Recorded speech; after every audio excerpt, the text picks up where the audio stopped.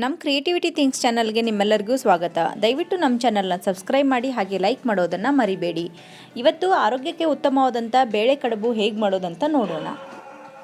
ಇದು ತುಂಬ ಈಸಿಯಾಗಿ ಆರಾಮಾಗಿ ಮಾಡ್ಬೋದು.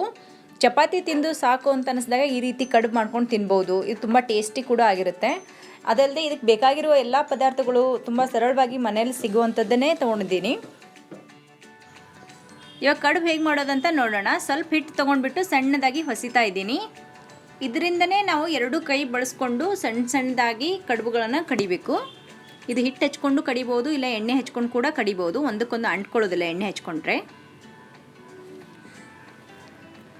ಈ ರೀತಿ ಕಡುಬು ಕಡಿಯೋದು ಕಷ್ಟ ಅಂತಂದರೆ ಇನ್ನೊಂದು ರೀತಿ ಹೇಗೆ ಮಾಡೋದಂತ ನಾನು ಹೇಳ್ತೀನಿ ನೋಡಿ. ಎಲ್ಲ ಕಡುಬುಗಳು ಕಡ್ಕೊಂಡು ಇಟ್ಕೊಂಡಿದ್ದೀನಿ. ಇವಾಗ ಆಲ್ರೆಡಿ ನಾವು ಅರ್ಧ ಕುದಿಸಿಟ್ಕೊಂಡಂಥ ಬೇಳೆ ಇದೆ. ಈ ಬೇಳೆಗೆ ಈ ಎಲ್ಲ ಕಡುಬುಗಳನ್ನು ಹಾಕ್ಕೊಂಡು ಸಣ್ಣ ಉರಿಯಲ್ಲಿ 10 ರಿಂದ 15 ನಿಮಿಷ ಕುದಿಸ್ಬೇಕು.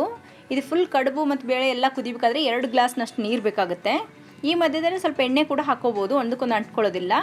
ಇನ್ನೊಂದು ರೀತಿ ಕಡುಬು ಮಾಡಬೇಕಾದ್ರೆ ಸ್ವಲ್ಪ ಚಪಾತಿ ಥರ ಮಾಡಿಕೊಂಡು ದಪ್ಪದಾಗಿ ಲಟ್ಟಿಸ್ಕೋಬೇಕು. ಇದನ್ನ ಇವಾಗ ನಾವು ಸ್ಕ್ವಯರ್ ಆಕಾರದಲ್ಲಿ ಚಿಕ್ಕದಾಗಿ ಕಟ್ ಮಾಡ್ಕೊಳ್ಳೋಣ. ಬರೀ ಇದೇ ರೀತಿಯೂ ಮಾಡ್ಕೊಳ್ಬೋದು.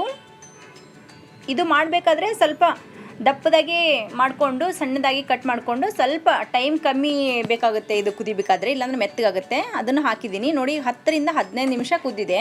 ಇದೆಲ್ಲ ಚೆನ್ನಾಗಿ ಕೂಡ್ಕೊಂಡಿದೆ. ಇವಾಗ ಇದಕ್ಕೆ ನಾವು ಒಂದು 1/4 ಚಮಚದಷ್ಟು ಅರಿಶಿಣ ಹಾಕೋಣ, ಒಂದು 1/4 ಚಮಚದಷ್ಟು ಖಾರ, ರುಚಿಗೆ ಎಷ್ಟು ಬೇಕೋ ಅಷ್ಟು ಉಪ್ಪು, ಆಮೇಲೆ ಬೆಳ್ಳುಳ್ಳಿ ಒಂದು 4-5 ಹೆಸರು ತೊಗೊಂಡ್ಬಿಟ್ಟು ಚೆನ್ನಾಗಿ ಸಣ್ಣದಾಗಿ ಜಜ್ಜಿಟ್ಕೊಂಡಿದ್ದೀನಿ. ಇದೆಲ್ಲ ಮಿಕ್ಸ್ ಮಾಡಿಬಿಟ್ಟು ಅದ್ರ ಮೇಲೆ ಬೆಳ್ಳುಳ್ಳಿ ಹಾಕೋಣ. ಈ ಬೆಳ್ಳುಳ್ಳಿ ಪೇಸ್ಟ್ ಹಾಕಿಬಿಟ್ಟು ಇದ್ರ ಮೇಲೇ ಒಂದು 2 ಚಮಚದಷ್ಟು ಎಣ್ಣೆ ಹಾಕ್ತಾಯಿದ್ದೀನಿ. ಇದಕ್ಕೆ ಸಣ್ಣದಾಗಿ ಕೊತ್ತಂಬರಿ ಹೆಚ್ಚಿಟ್ಟಿದ್ದೆ, ಅದನ್ನು ಹಾಕಿ ಒಂದು 5 ನಿಮಿಷ ಮುಚ್ಚಳ ಮುಚ್ಚಿ ಇಟ್ಟಿದ್ದೆ ನೋಡಿ. ಇವಾಗ ಚೆನ್ನಾಗಿ ಬೆಂದಿದೆ. ಇದು ಸರ್ವ್ ಮಾಡ್ಕೊಂಡಿದ್ದೀನಿ. ಎಷ್ಟೊಂದು ಚೆನ್ನಾಗಾಗಿದೆ. ಈ ಕಡುಬು ತುಂಬ ಟೇಸ್ಟಿಯಾಗಿರುತ್ತೆ. ಹಾಗೆ ನೂಡಲ್ಸ್ ಮತ್ತು ಪಾಸ್ತಾಗಿಂತಲೂ ತುಂಬ ಚೆನ್ನಾಗಿಯೂ ಇರುತ್ತೆ. ಹೆಲ್ದಿಯಾಗಿರುವಂಥ ಈ ಕಡುಬು ನೀವು ಮನೇಲಿ ಮಾಡಿ ನೋಡಿ. ನಮ್ಮ ಚಾನಲ್ನ ಸಬ್ಸ್ಕ್ರೈಬ್ ಮಾಡ್ಕೊಳ್ಳಿ. Thank you.